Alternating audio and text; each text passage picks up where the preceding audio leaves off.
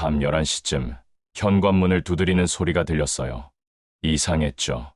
이 시간에 누가 올 리가 없는데 조심스럽게 문을 열어보니 거기 서 있던 건 다름 아닌 노숙자였어요. 머리는 산발이 되어 있고 더럽고 찢어진 옷을 입은 한 노숙자. 그런데 저는 제 눈을 의심했어요. 신발도 제대로 신지 못한 채 서 있는 이 사람이 저를 보더니 정만아, 라고 부르는데 목소리가 누나 목소리였어요. 누나야? 정희 누나? 갑자기 사라진 우리 누나였어요. 도대체 누나에게 무슨 일이 일어났던 건지 누나 이야기를 들으면서 저는 정말 분노가 치밀어 올랐어요. 그나저나 박정희 그 여자는 어떻게 됐어요? 아직도 못 찾으셨어요? 이호정이 갑자기 누나 이야기를 꺼냈어요. 아, 그 여자요? 아직 못 찾았어요. 경찰한테 실종 신고 들어갔다고 하던데. 마민식이 무심하게 대답했어요. 아깝네요. 그 여자 집도 괜찮고 아파트도 2채나 있던데 그냥 병원에 처박아 놨으면 우리가 다 가져올 수 있었을 텐데. 그 말을 듣는 순간 저놈들의 면상을 한 대 갈겨버리고 싶었어요. 어떻게 이런 악한 사람이 있을 수가 있나 싶더라고요. 동시에 누나가 그 힘든 시간을 혼자 견뎌내셨다는 게 너무 마음이 아팠어요.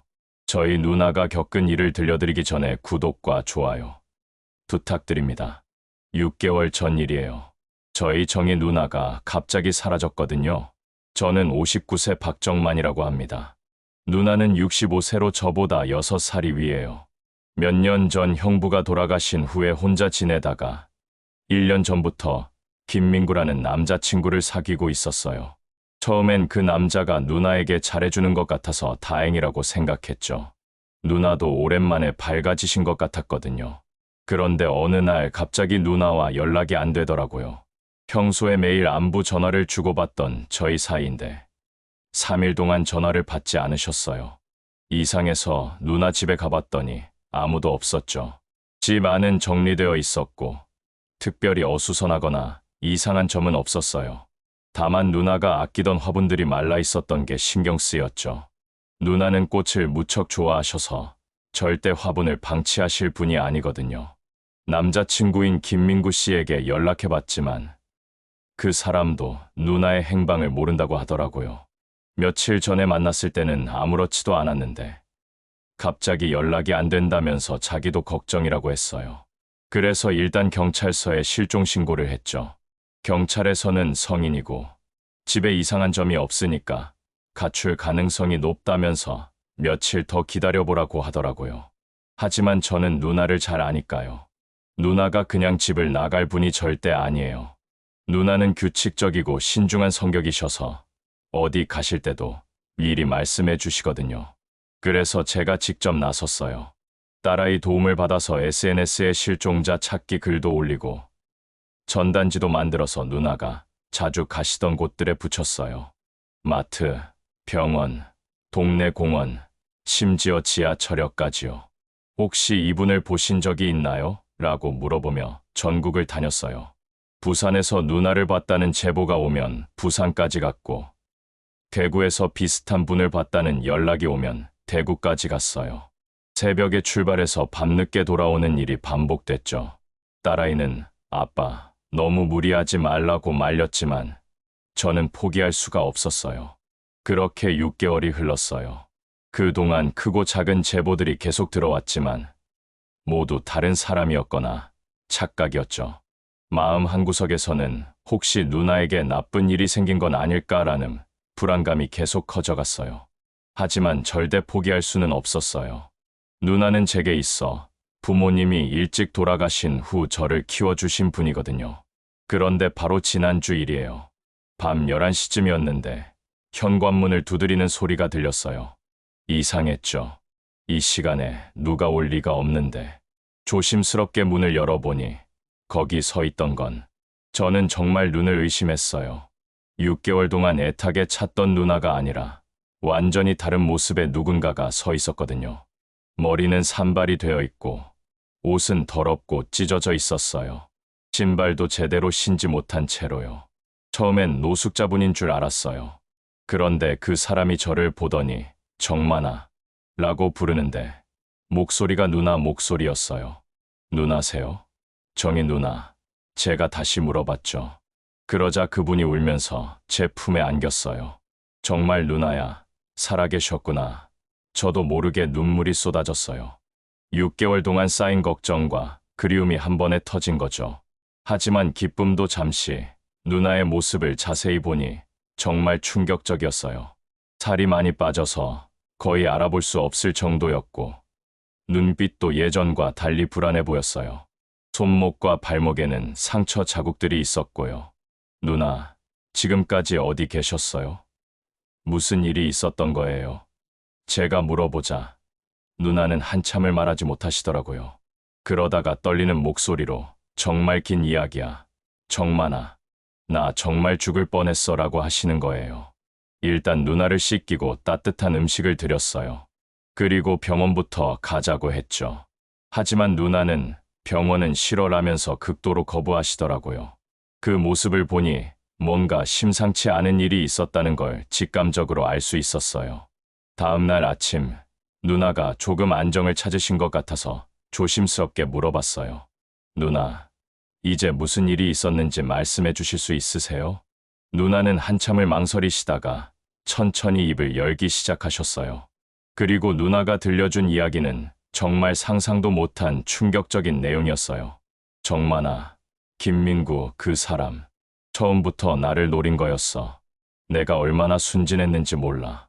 누나의 목소리가 떨리더라고요. 누나 말씀으로는 김민구가 처음에는 정말 신사적이고 다정했대요. 꽃도 자주 사다 주고 맛있는 음식점도 많이 데려가 주고요. 형부 돌아가신 후 외로워하시던 누나에게는 정말 고마운 존재였다고 하시더라고요. 그런데 만난 지 석 달쯤 지나니까 변하기 시작했어. 처음에는 우리 나이도 있으니까 빨리 결혼하자고 하더니 나중에는 혼인신고부터 먼저 하자고 계속 조르는 거야. 누나는 아직 마음의 준비가 안 됐다고 좀 더 서로를 알아가자고 하셨대요. 그런데 김민구가 점점 집요하게 혼인신고를 요구하기 시작했다는 거예요. 어느 날은 구청까지 끌고 가서 오늘 혼인신고 하자고 하는 거야. 나는 당황해서 아직 아니야. 좀 더 생각해 볼게라고 했더니 갑자기 화를 내더라고. 그때부터 이상하다고 생각했어. 더 충격적인 건 그 다음이었어요. 어느 날 김민구가 화장실에 간 사이에 실수로 그 사람 휴대폰을 보게 됐는데 다른 여자와 카카오톡을 주고받은 내용이 있었대요.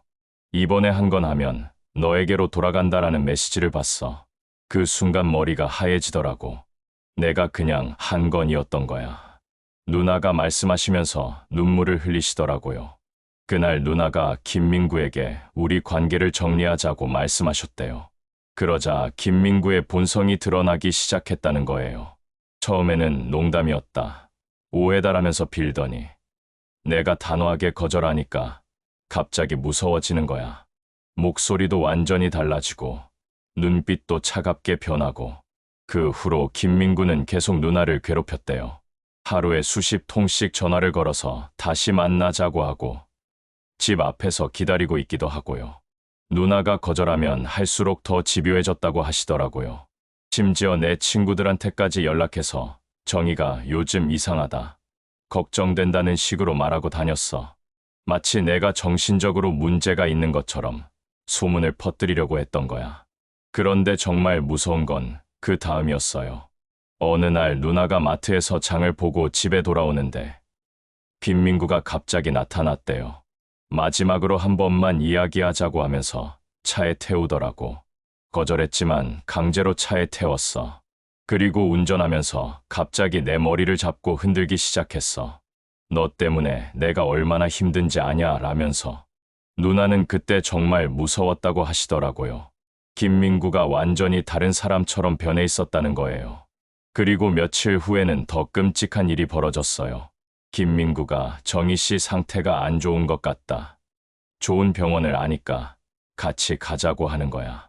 나는 멀쩡한데 무슨 병원이냐고 했더니 요즘 스트레스 받아서 그런가 보다. 검사라도 받아보자고 하더라고. 그런데 그 병원이 정신병원이었다는 거예요. 그것도 김민구가 미리 병원 사람과 짜고 친 일이었다고요. 병원 도착해서 상담실에 들어갔는데 의사가 김민구랑 뭔가 눈짓을 주고받더라고. 그리고 나한테 어디가 아프세요?가 아니라 언제부터 증상이 있었나요? 라고 묻는 거야. 마치 내가 정신병 환자인 것처럼. 누나는 그 순간 뭔가 잘못됐다는 걸 직감하셨대요. 그래서 저는 아무 문제 없어요. 집에 가겠습니다 라고 하며 일어서려고 했는데 간호사들이 누나를 붙잡으려고 했다는 거예요. 그때 정말 목숨 걸고 도망쳤어. 화장실 간다고 하고는 창문으로 뛰어내렸어. 1층이라서 다행히 크게 다치지는 않았지만 정말 영화에서나 봤던 일이 내게 일어나고 있었던 거야.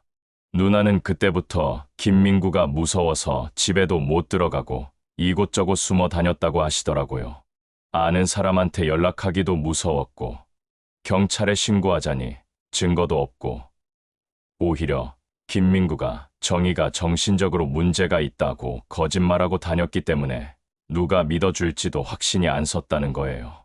6개월 동안 찜질방에서 자기도 하고 노숙을 하기도 하고 정말 지옥 같은 시간이었어. 그 사람이 무서워서 밤에 잠도 제대로 못 잤어. 누나 이야기를 들으면서 저는 정말 분노가 치밀어 올랐어요. 어떻게 이런 악한 사람이 있을 수가 있나 싶더라고요. 동시에 누나가 그 힘든 시간을 혼자 견뎌내셨다는 게 너무 마음이 아팠어요. 누나, 이제 괜찮아요. 제가 있으니까 더 이상 무서워하지 마세요. 제가 누나를 꼭 안아드렸어요. 하지만 마음 한편으로는 김민구, 그 놈을 절대 그냥 두면 안 되겠다는 생각이 들었어요. 누나뿐만 아니라 다른 피해자도 있을 수 있잖아요. 그날 밤, 저는 잠들지 못하고 계속 생각했어요. 이런 일이 정말 일어날 수 있는 건지, 그리고 저는 지금 무엇을 해야 하는지. 누나의 충격적인 이야기를 들은 후, 저는 밤새 잠들 수가 없었어요. 계속 머릿속을 맴도는 생각은 하나였어요. 김민구, 그놈의 정체를 반드시 밝혀내야겠다. 다음 날 아침, 누나에게 말씀드렸어요. 누나, 우선 안전한 곳으로 피해 계세요. 제가 김민구 그놈에 대해 자세히 알아볼 테니까요. 누나는 처음엔 그냥 조용히 지내자고 하셨지만 제가 단호하게 말씀드렸어요. 누나, 이런 일이 또 일어나면 어떡해요? 다른 피해자가 생길 수도 있고요. 이번엔 제가 나서겠어요. 일단 누나를 제 친구 집에 머물게 하고 저는 곧바로 사설탐정 사무소를 찾아갔어요. 평생 사설탐정이란 분과 만날 일이 있을 줄은 상상도 못했는데 이런 상황이 되니 어쩔 수 없더라고요. 탐정 선생님 성함은 이연주였는데 40대 중반의 여성분이셨어요. 제가 누나 이야기를 다 들려드리니까 요즘 이런 사기꾼들이 정말 많아요. 특히 혼자 사는 중년 여성들을 노리는 경우가 늘고 있어요 라고 하시더라고요. 김민구라는 이름이 진짜 이름인지부터 확인해 봐야겠네요. 요즘 이런 사람들은 대부분 가짜 신분을 쓰거든요. 이연주 탐정님이 말씀하시면서 노트북을 켜시더라고요. 일단 기본적인 신원조회부터 해보겠습니다. 그 사람 주민등록번호나 주소 같은 건 알고 계세요? 다행히 누나가 김민구의 휴대폰 번호와 주소는 알고 계셨어요. 그걸 바탕으로 탐정님이 조사를 시작하셨죠. 이틀 후 탐정님에게서 연락이 왔어요. 박정만 씨, 큰일 났습니다. 사무소로 바로 오세요.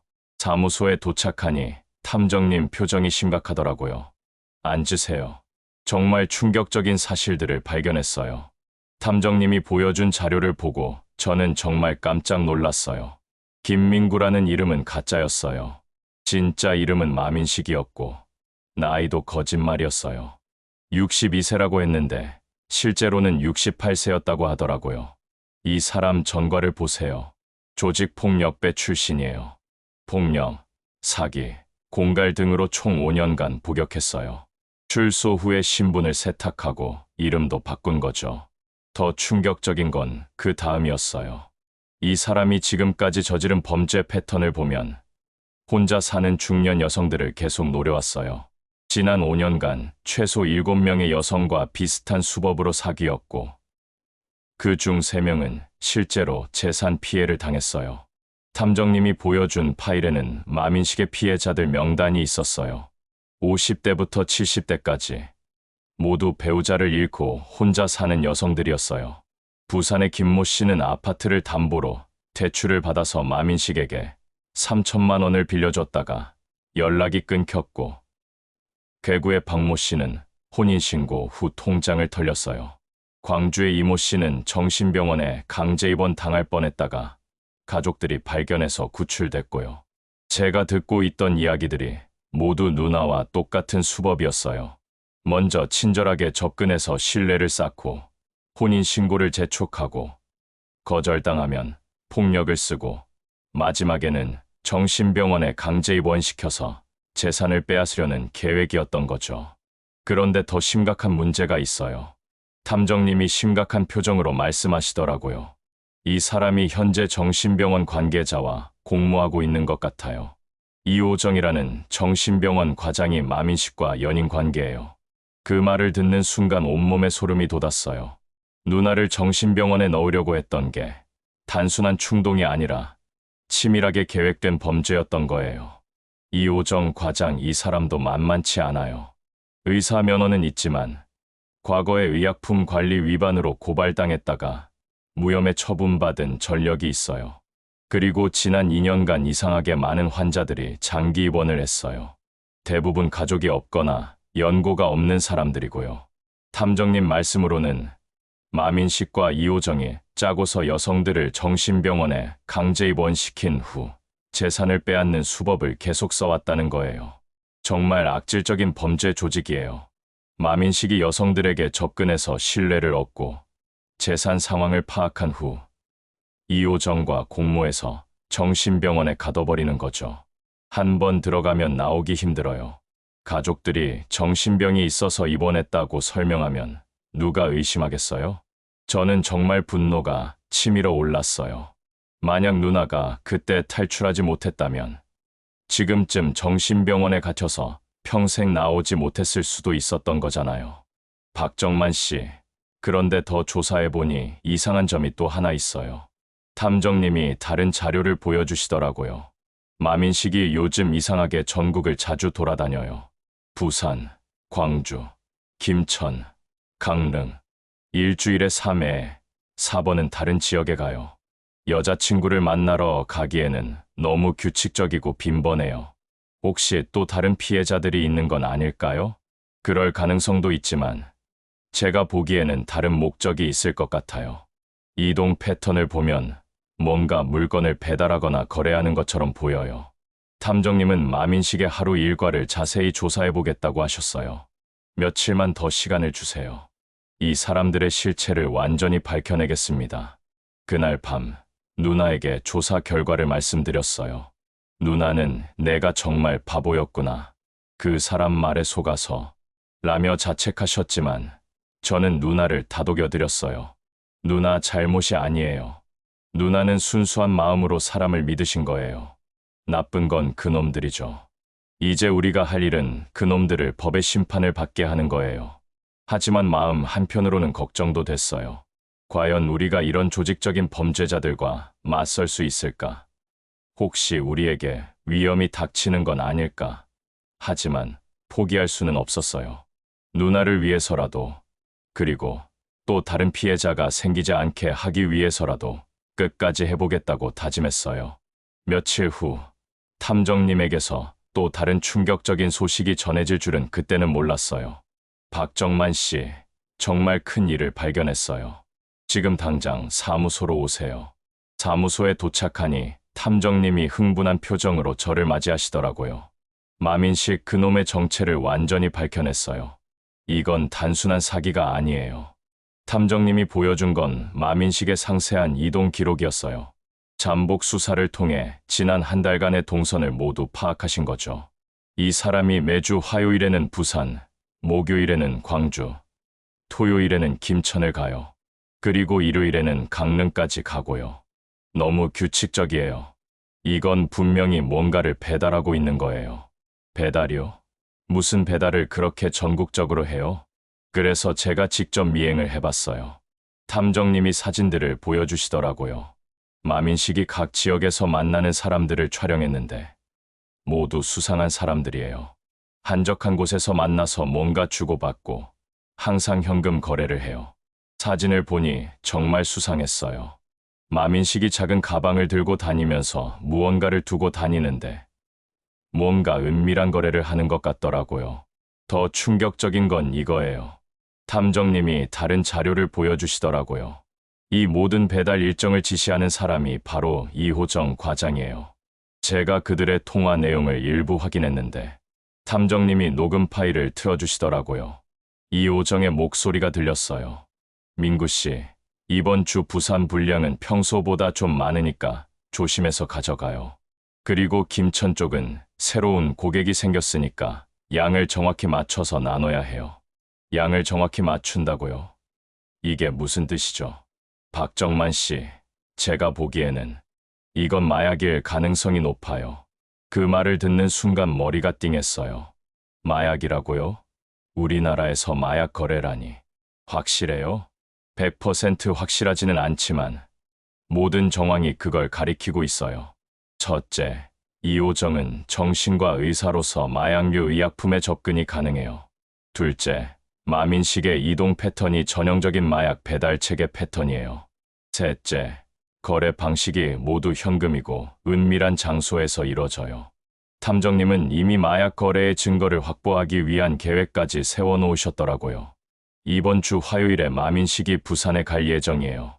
제가 직접 따라가서 거래 현장을 촬영하겠어요. 하지만 위험할 수 있으니까 박정만 씨는 절대 따라오시면 안 되고. 아니에요.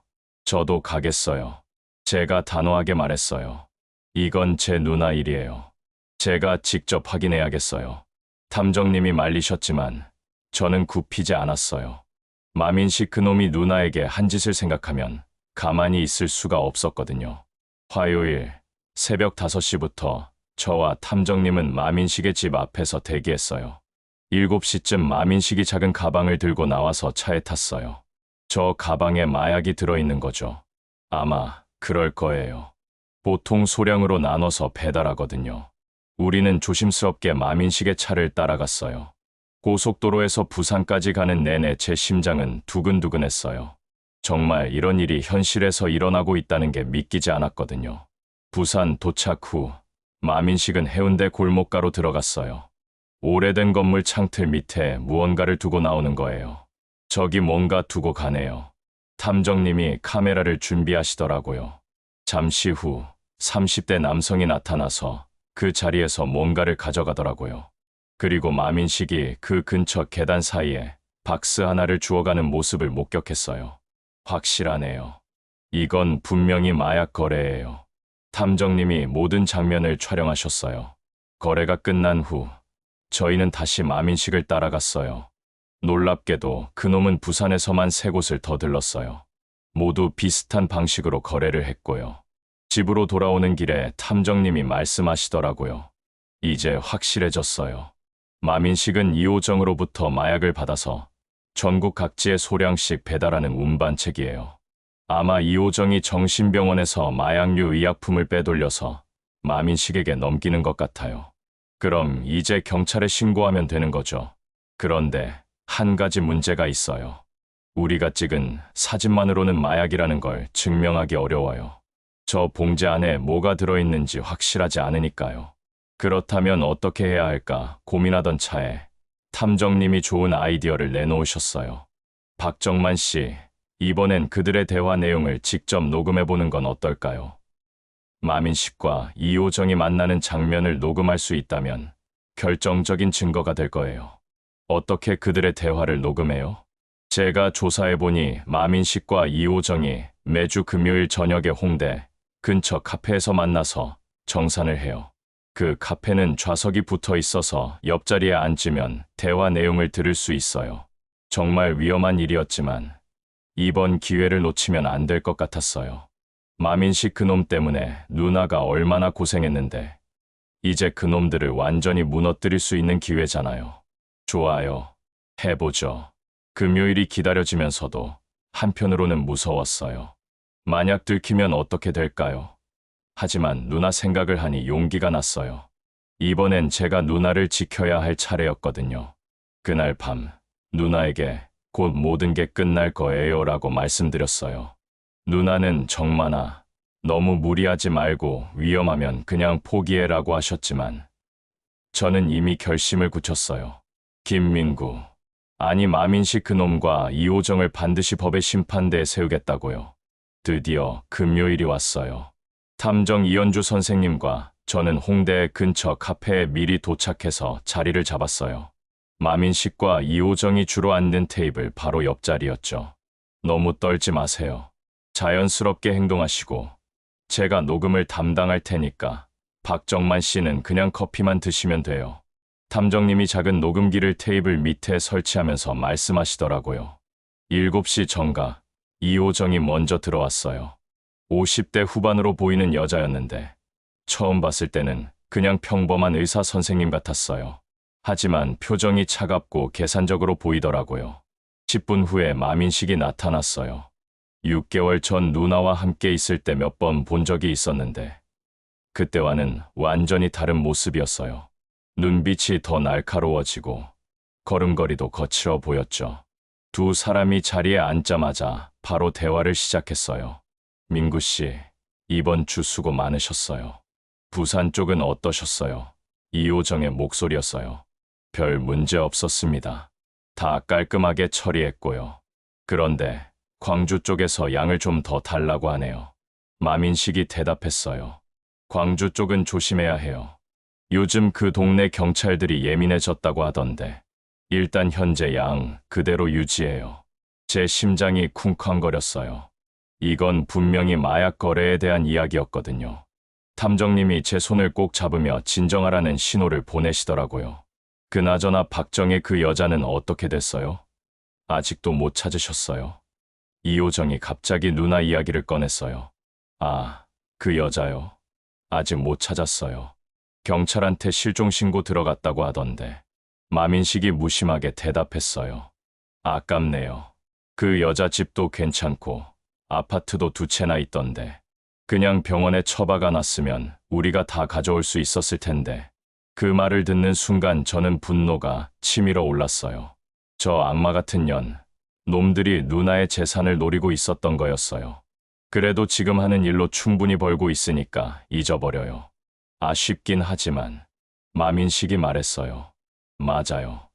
지금 이 일로 월 수입이 얼마나 되는 줄 알아요? 우리가 1년만 더 하면 완전히 큰 손이 돼요. 그때 되면 해외로 도망갈 수도 있고. 이호정이 가방에서 뭔가를 꺼내더라고요. 작은 봉지들이 여러 개 들어있는 큰 봉지였어요. 이번 주 분량이에요. 부산, 광주, 김천, 강릉 각각 정량으로 나눠놨어요. 절대 섞이면 안 돼요. 라고 이호정이 명령했어요. 알겠어요. 그런데 호정씨, 이거 혹시 경찰한테 걸리면 어떻게 돼요? 나는 그냥 배달만 하는 거니까 별거 아니죠? 그 말을 듣는 순간 저는 깜짝 놀랐어요. 마민식이 자신이 하는 일이 얼마나 심각한 범죄인지 모르고 있었던 거예요. 민구 씨, 당신은 그냥 단순 배달일 뿐이니까 설령 걸려도 가벼운 처벌받을 거예요. 이호정이 거짓말을 했어요. 아, 그렇구나. 다행이네요. 그럼 계속해도 되겠네요. 마민식의 무지함에 저는 어이가 없었어요. 마약 운반이 얼마나 중한 죄인지 모르고 있었던 거죠. 그런데 박정희 동생이 요즘 누나 찾는다고 난리래요. 실종자 전단지도 붙이고 다니고. 이호정이 말했어요. 저와 탐정님이 서로 눈을 마주쳤어요. 다행히 우리가 사설 탐정을 쓰고 있다는 건 모르는 것 같았어요. 아, 그 정만이라는 놈이요? 별거 아니에요. 그냥 누나 찾겠다고 설치는 정도죠. 우리가 뭘 하는지는 꿈에도 모를 거예요. 그래도 조심해요. 혹시 모르니까 며칠은 조용히 해요. 다음 주부터 다시 배달 시작하세요. 알겠어요. 두 사람이 대화를 마치고 일어날 때 마민식이 실수로 의자에 걸려 넘어질 뻔했어요. 그 바람에 목소리가 좀 커졌죠. 아, 이 카페는 의자 정리를 안 하나? 마민식이 큰 소리로 말했어요. 탐정님이 이 기회를 놓칠 수 없다고 판단하시고 직접 나서셨어요. 녹음이 적법하게 이뤄졌다는 것을 증명하기 위해서였죠. 죄송한데요. 공공장소에서 대화 소리 좀 줄여주시겠어요? 다른 손님들한테 방해가 됩니다. 탐정님이 말씀하셨어요. 마민식이 탐정님을 돌아보더니 갑자기 화를 냈어요. 뭐, 누가 누구한테 시비야? 아줌마 누구야? 이 카페 당신 거야? 왜 반말하세요? 존댓말해 주시겠어요? 탐정님이 침착하게 대답하셨어요. 뭐라고? 아줌마 지금 우리를 뭐로 보는 거야? 마민식이 더 큰 소리로 소리쳤는데 이때 카페 안에 다른 손님들이 모두 쳐다봤어요. 아니면 말고요. 그냥 조용히 해달라는 말이었어요. 탐정님이 태연하게 말씀하셨어요. 누가 누구한테 지랄이야. 마민식이 욕설을 퍼부으면서 탐정님에게 달려들려고 했어요. 그때 제가 급하게 일어서서 말렸어요. 아, 그만하세요. 여기 공공장소잖아요. 마민식이 저를 못 보도록 제가 마민식을 등지고 두 사람 사이에 끼어들었어요. 당신도 한패야? 뭐야 이 상황이. 마민식이 저에게도 화를 냈어요. 손님들, 여기서는 조용히 해주세요. 다른 손님들한테 방해가 됩니다. 이오정이 마민식을 진정시키며 카페를 나갔어요. 하지만 이미 우리가 필요한 모든 대화는 녹음됐죠. 대박이네요. 박정만 씨, 탐정님이 흥분하며 말씀하시더라고요. 이 녹음 파일이면 충분해요. 마약 거래 내용, 박정희 씨 재산을 노렸다는 고백, 그리고 마민식의 폭언까지 완벽한 증거예요. 그날 밤 집에 돌아와서 누나에게 모든 이야기를 해드렸어요. 누나, 이제 정말 끝이에요. 내일 당장 경찰서에 가서 이 증거들을 모두 제출하겠어요. 누나는 눈물을 흘리시면서 정말 고마워. 정만아. 내가 아니었으면 나는 평생 그 악마들 때문에 고통받았을 거야 라고 말씀하셨어요. 하지만 저는 아직 끝나지 않았다는 걸 알고 있었어요. 이제 진짜 중요한 건 저 악질들을 법의 심판대에 세우는 일이었거든요. 다음 날 아침, 저는 곧바로 관할 경찰서로 향했어요. 6개월 전 누나를 실종 신고했던 바로 그 경찰서였죠. 어떻게 오셨습니까? 담당 형사님이 저를 맞이했어요. 안녕하세요. 저는 6개월 전에 누나 박정희 실종 신고했던 박정만이에요. 중대한 사건을 신고하러 왔어요. 형사님이 조금 놀라는 표정을 지으셨어요. 실종자를 찾으셨나요? 네, 찾았습니다. 그런데 그것보다 더 심각한 문제를 발견했어요. 마약 거래와 사기 사건입니다. 저는 준비해온 자료들을 쭉 펼쳐놓았어요. 마민식의 신분 조회 결과, 이동 경로 사진들, 그리고 무엇보다 어제 녹음한 대화 내용이었죠. 이게 뭡니까? 형사님이 녹음기를 들여다보시더라고요. 김민구, 아니 마민식과 정신병원 이호정 과장의 대화를 녹음한 거예요. 공공장소에서 합법적으로 녹음했습니다. 제가 설명했어요. 형사님이 녹음 파일을 들어보시더니 표정이 심각해졌어요. 이거 정말 심각한 내용이네요. 마약 거래 내용이 다 들어있고 피해자 재산을 노렸다는 고백까지. 네, 그리고 마민식이 전국 각지에 마약을 배달하고 있어요. 부산, 광주, 김천, 강릉 모든 배달 장소를 파악했습니다. 제가 덧붙였어요. 형사님이 다른 수사관들과 긴급 회의를 했어요.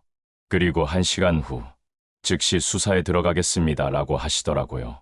박정만 씨, 혹시 마민식이 언제 다시 배달을 나갈 예정인지 아세요? 어제 대화 내용으로 보면 다음 주 화요일에 부산 배달 예정이에요. 그때 현장에서 현행범으로 검거하는 게 좋을 것 같아요. 형사님도 동의하셨어요. 맞네요. 현행범으로 잡아야 확실한 증거가 되겠어요. 화요일에 부산까지 함께 가서 현장 검거하겠습니다. 화요일 새벽 5시, 저는 경찰과 함께 부산으로 향했어요. 마민식의 차를 멀리서 따라가면서 배달 현장을 기다렸죠. 예상대로 마민식은 해운대 골목가로 들어갔어요. 건물 창틀 밑에 작은 봉지를 두고 나오는 바로 그 순간이었어요. 지금이다. 형사님이 신호를 보내자 경찰들이 일제히 달려갔어요. 마민식, 현행범으로 체포한다. 형사님이 소리쳤어요. 마민식이 깜짝 놀라서 도망가려고 했지만 이미 경찰들에게 둘러싸인 상태였어요. 뭐야, 이게 뭔 일이야? 왜 나를 잡아? 마민식이 소리쳤어요. 형사님이 창틀 밑에 있던 봉지를 집어들며 말했어요. 이게 뭡니까? 그건 나는 그냥 배달만. 마민식의 얼굴이 하얗게 변했어요. 마약류 관리에 관한 법률 위반 혐의로 현행범 체포합니다. 형사님이 차분하게 말씀하셨어요. 경찰서로 연행된 마민식은 처음에는 계속 발악했어요. 나는 마약 안 해. 그냥 배달만 했어. 하지만 형사님이 봉제 안의 내용물을 보여주자 마민식이 완전히 패닉 상태가 됐어요. 이건 필로폰입니다. 마약류 관리에 관한 법률상 1급 향정 신성의약품이죠. 형사님이 설명하셨어요. 1급. 그럼 이거 엄청 큰 죄야. 마민식의 목소리가 떨리기 시작했어요. 마약류를 운반한 경우 무기징역 또는 5년 이상의 징역에 처해집니다. 무기징역. 마민식이 주저앉더라고요. 아니야. 나는 몰랐어. 이호정, 그 여자가 그냥 배달이라고 했어. 그때 저도 참을 수가 없어서 큰 소리로 말했어요. 마약류 관리에 관한 법률 제58조에 의거해서 마약류를 운반한 사람은 무기징역 또는 5년 이상의 징역이야. 그 말을 들은 마민식이 완전히 미쳐서 소리쳤어요. 이호정, 그년이 나를 속였어. 가벼운 처벌받는다고 했어.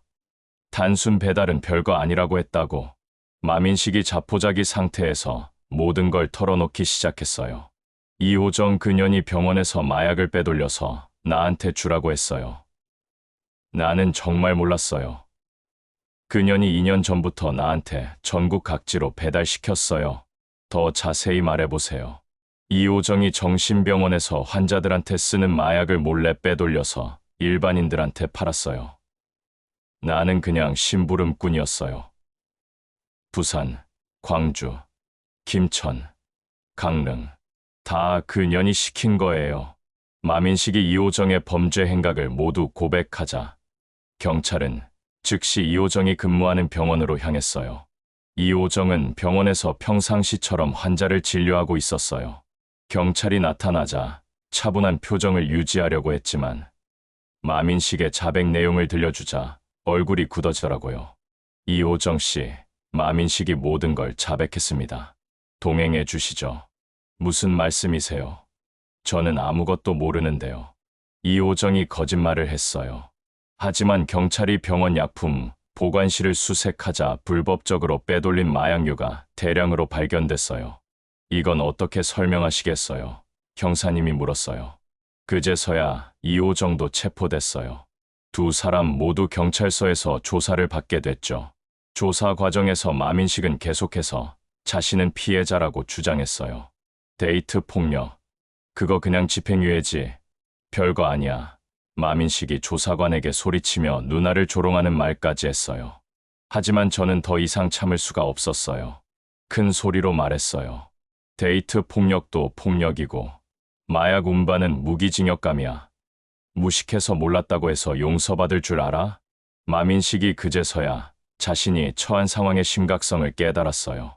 하지만 이미 너무 늦었죠. 수사 결과 이들이 지난 5년간 여러 여성들을 상대로 혼인, 빙자 사기를 저질렀고 최근 2년간은 마약 배달까지 해왔다는 사실이 모두 밝혀졌어요. 이호정은 정신병원에서 환자 치료용 마약류를 지속적으로 빼돌려서 마민식을 통해 전국에 유통시켰고 마민식은 단순히 배달일 뿐이라고 속으며 2년간 마약 운반책 노릇을 했던 거였어요. 재판에서 이호정은 주도적 역할을 했다는 이유로 10년형을 선고받았고 마민식은 비록 속았다고는 하지만 지속적으로 마약을 운반했고 여러 여성을 상대로 사기를 쳤다는 이유로 무기징역을 선고받았어요. 마민식이 재판장에서도 나는 몰랐다고 계속 소리쳤지만 판사님은 무지가 면죄부가 될 수는 없습니다라고 판시하셨어요. 재판이 끝난 후 저는 법원 앞에서 누나와 함께 눈물을 흘렸어요. 누나, 이제 정말 끝났어요. 저 악마들이 다시는 누나를 괴롭힐 수 없어요. 누나도 울면서 말씀하셨어요. 정만아, 내가 아니었으면 나는 평생 숨어서 살아야 했을 거야. 정말 고마워. 그날 밤 집에 돌아와서 저는 지난 몇 개월을 되돌아봤어요. 누나가 사라졌을 때의 그 절망감부터 진실을 찾아나가는 과정, 그리고 마침내 정의가 승리하는 순간까지 정말 영화보다 더 영화 같은 일들이었어요. 하지만 가장 중요한 건 누나가 안전하게 돌아왔다는 거였어요. 이제 진짜 새로운 시작을 할 수 있게 된 거죠. 사건이 마무리된 후, 저는 누나를 제가 살고 있는 아파트 단지로 이사시켰어요. 누나가 혼자 계시면 또 무슨 일이 생길지 모르겠고, 무엇보다 누나가 겪으신 트라우마 때문에 누군가 곁에 있어야 할 것 같았거든요. 정만아, 내가 그렇게까지 해줄 필요는 없어.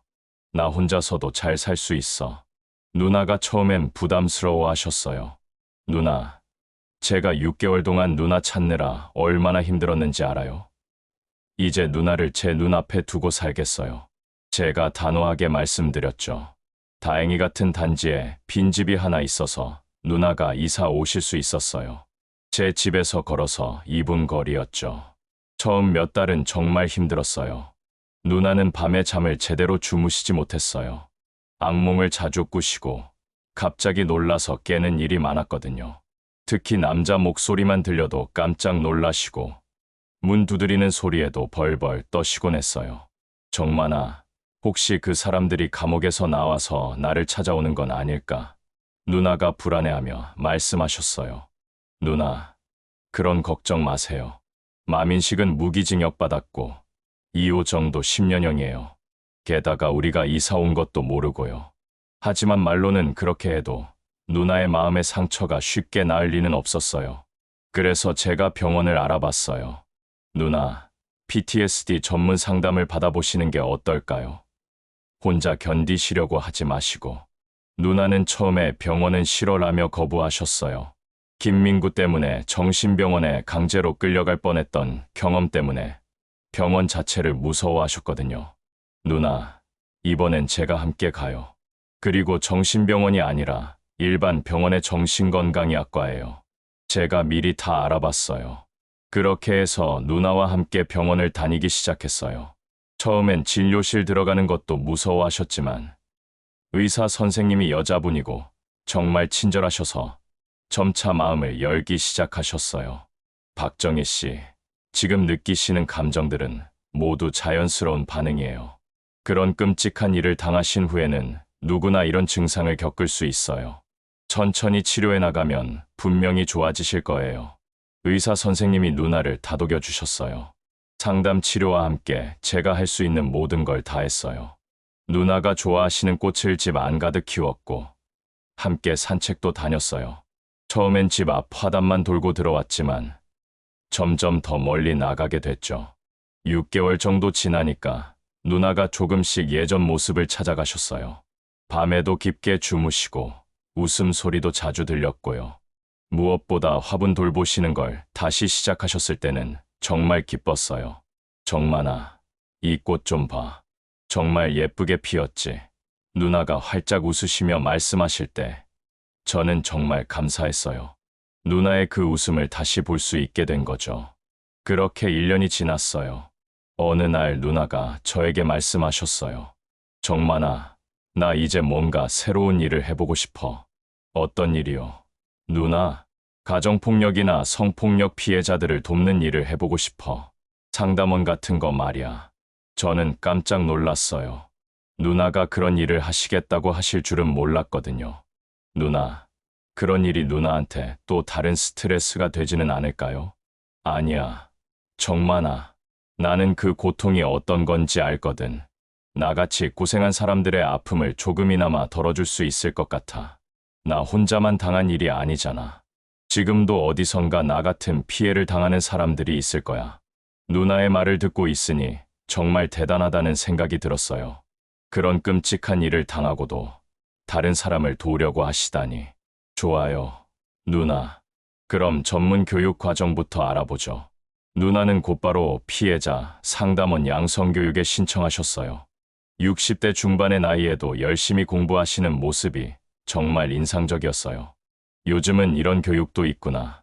예전에는 이런 걸 당해도 어디 하소연할 곳도 없었는데. 누나가 교육 자료를 보시며 말씀하셨어요. 교육 과정이 쉽지는 않았어요. 법률 지식부터 심리학, 상담 기법까지 배워야 할 게 정말 많았거든요. 하지만 누나는 포기하지 않으셨어요. 정만아, 나는 이 일이 정말 의미 있다고 생각해. 내가 당한 일이 헛되지 않게 하려면 이렇게라도 해야 할 것 같아. 100시간의 교육 과정을 이수하고 누나는 드디어 피해자 보호시설의 상담원이 되셨어요. 처음 출근하시는 날, 저도 함께 가드렸어요. 누나, 무리하지 마시고 힘들면 언제든지 그만두셔도 돼요. 알았어. 정만아. 그런데 나는 이 일을 잘 해낼 수 있을 것 같아. 내가 겪은 일들이 오히려 도움이 될 거야. 누나가 상담원으로 일하기 시작한 지 3개월쯤 지났을 때 누나에게서 정말 놀라운 이야기를 들었어요. 정만아, 오늘 나한테 상담 받으러 온 분이 있는데 나랑 비슷한 경험을 한 분이었어. 혼인 빙자 사기를 당하고 데이트 폭력까지 당했다고 하더라고. 그분이 나한테 선생님은 정말 제 마음을 이해해 주시는 것 같아요라고 하는 거야. 누나의 목소리에서 뿌듯함이 느껴졌어요. 그분한테 언니, 나도 똑같은 일을 당했어요. 그러니까 언니 마음 누구보다 잘 알아요. 우리 함께 이겨내요라고 했더니 울면서 고마워하더라고. 그 순간 저는 정말 누나가 자랑스러웠어요. 그 모든 고통을 이겨내고 이제는 다른 사람들을 도우는 일을 하고 계시다니. 누나, 정말 대단하세요. 저도 누나가 너무 자랑스러워요. 정만아, 나는 이제 정말 행복해. 내가 겪은 그 악몽 같은 시간들이 누군가에게는 희망이 될 수 있다는 게 너무 기뻐. 지금 누나는 매일 출근하시면서 피해자들을 상담해주고 계세요. 60대 중반의 나이에도 새로운 인생을 시작하신 거죠. 아무리 절망적인 상황이라도 포기하지 않으면 반드시 해결 방법이 있어요. 그리고 무엇보다 가족이 서로 믿고 의지하는 게 가장 중요한 것 같아요. 누나가 사라졌을 때는 정말 세상이 무너지는 것 같았지만 지금은 오히려 더 단단해진 가족이 된 것 같아요. 누나의 새로운 시작을 보면서 저도 매일 감사하며 살고 있어요.